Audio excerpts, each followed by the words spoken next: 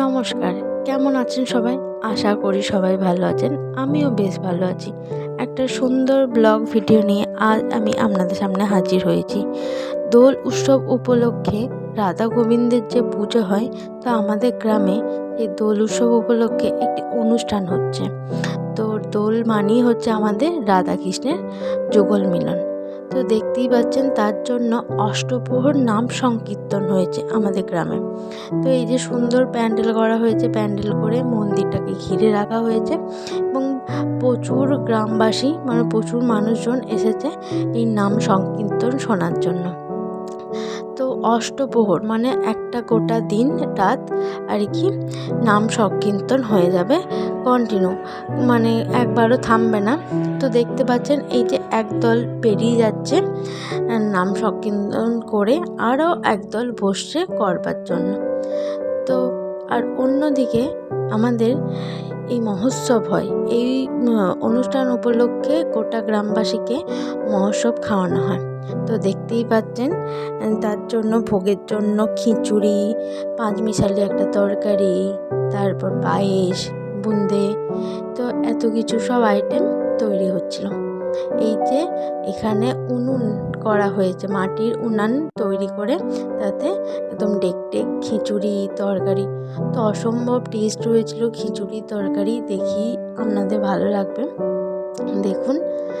তো আমরা মহোৎসব উপলক্ষে গোটা গ্রামবাসী বৃন্দ মিলে এই প্রোগ্রামটা করে থাকি। তো সবাই একসঙ্গে হয়ে যে কি মজা, কি হই হুল্লোড়, যে কি বলবো।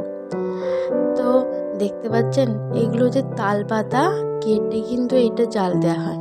আর এই দেখুন, সব মানুষজন বসে পড়েছে। এখানে সামনেই আমাদের বাড়ির সামনেই একটা বড় মাঠ আছে। এই মাঠের মধ্যে সমস্ত মানুষজনরা এসে বসে খেতে। আমাদের গ্রামের মানুষরা বড্ড সরল সাদা সিধে হয়। দেখুন কি ইনোসেন্ট আর কি ভালো লাগছে, সবাই মিলে একসঙ্গে খেতে বসার আনন্দটাও আলাদা, মজাও আলাদা। তো সকাল থেকে রং খেলে তারপর আমরা খিচুড়ি খেতে আরম্ভ করে দিয়েছি। তো রাধা গোবিন্দের পায়ে প্রথমে আমরা আবির রং দিই, তারপর আমরা নিজেরা রং খেলি, তারপর স্নান করে একদম খিচুড়ি খেতে চলে যাই। তো দেখতেই পাচ্ছেন কত মানুষজন এসেছে। তো এত লোকজন দেখে কি মনে হচ্ছে বলুন তো, একটা বড় একটা নামযজ্ঞ হচ্ছে আর অনেক মানুষজনের ভিড় জমে গেছে। আসলে সেই রকমই হচ্ছে। আর এছাড়া অনেক মানুষ আছে যারা খাবার খেতে আসতে পারে না, তাদেরকে পার্সেল করে দেওয়া হয়, তারা বাড়ি গিয়ে যাতে খাবার খেতে পারে, বয়স্ক মানুষদের কথা বলা হচ্ছে। এটা হচ্ছে পরের দিন হচ্ছে ভোগ আরতির পুজো। এখানে আমাদের মন্দিরটা হরি মন্দিরটাকে সুন্দর করে সাজানো হয়েছে। এটা প্রথম দিনই সাজানো হয়েছে, আর দ্বিতীয় দিনে হচ্ছে ভোগ আরতি। তো আজকে দেখুন থরে থরে একদম সুন্দরভাবে ভোগ সাজানো হয়েছে এবং গোটা গ্রামবাসী বৃন্দ যারা নিজের বাটা সাজিয়ে পুজো দিয়ে গেছে, এবং এখানে আরতি চলছিল। এবং আরতি হয়ে যাওয়ার পর একদম মাথার মধ্যে একটা হাঁড়ি নিয়ে গোবিন্দর নাম করে কীর্তন করতে হয়। তো কীর্তন করছে, আর গ্রামবাসী বৃন্দ দুহাত তুলে হরির নাম করে যাচ্ছে, আমাদের গোবিন্দের নাম করে যাচ্ছে। গোবিন্দের নাম করলেই দুহাত তুলে আমাদের গোবিন্দকে প্রণাম জানানো হচ্ছে। তো গোটা গ্রামবাসী বৃন্দ দেখতেই পাচ্ছেন, সমস্ত মহিলাগণ, সমস্ত পুরুষ মানুষগণ সবাই মিলে এখানে এক হয়ে আমরা ভজন কীর্তন করছি।